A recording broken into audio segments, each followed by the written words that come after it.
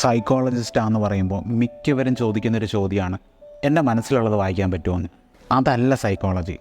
പക്ഷേ ആൾക്കാരുടെ പെരുമാറ്റത്തിലൂടെ അവരെ പറ്റി ചിലത് നമുക്ക് മനസ്സിലാക്കാൻ പറ്റും.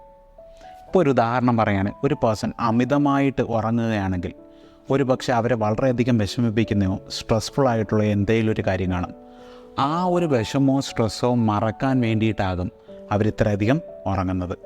ഇനി അതേപോലെ ഐ കോണ്ടാക്റ്റ് അവർക്ക് മെയിൻറ്റെയിൻ ചെയ്യാൻ പറ്റുന്നില്ലെങ്കിൽ എന്തോ കള്ളത്തരമുണ്ട്, അല്ലെങ്കിൽ അവർക്കൊട്ടും കോൺഫിഡൻസ് ഇല്ല.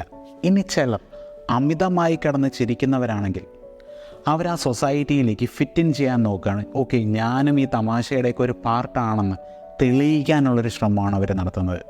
ഇനി ചിലരാണെങ്കിൽ ഇരിക്കുന്നിടത്തിരുന്ന് കുലുങ്ങിക്കൊണ്ടിരിക്കുകയോ കൈയിട്ടടിക്കുകയോ ഒക്കെ ചെയ്യും.